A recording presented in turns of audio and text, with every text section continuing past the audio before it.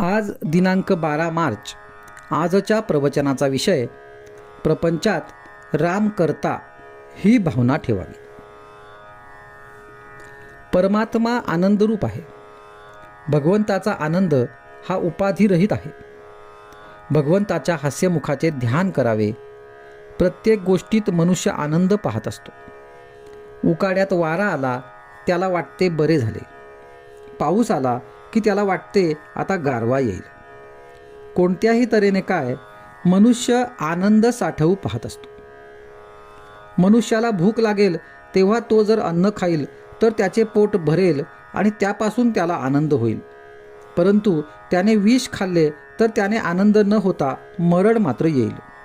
तसे आपले होते. आपण विषयातून आनंद घेऊ पाहतो आणि तो बाधक होतो. एखाद्या रोग्याला जर जंत झाले आणि त्याला जर खूप खायला घातले तर ते शरीराला पोषक न होता जंतच वाढतात. त्याचप्रमाणे आपण सत्कर्मे करताना पोटात विषयांचे प्रेम ठेवून ती केली तर त्यामुळे विषयच पोसला जाऊन त्यापासून त्याला समाधान लाभू शकत नाही. याकरिता कर्तव्य बुद्धीने कर्म करावे म्हणजे ते बाधक ठरत नाही. मनुष्य जन्मभर जो धंदा करतो त्याच्याशीच तो तद्रूप होऊन जातो. एखादा वकील घ्या, तो त्याच्या धंद्याशी इतका तद्रूप होतो की मरतेवेळीसुद्धा तो वादच करीत जाईल. नोकरी करणारा नोकरीशी इतका तद्रूप होतो की स्वप्नात देखील तो स्वतःला नोकर समजूनच राहतो. कर्म कसे करावे तर त्याच्यातून वेगळे राहून. लग्नाचा सोहळा भोगावा, लाडू खावेत, परंतु ते दुसऱ्याचे आहेत असे समजून.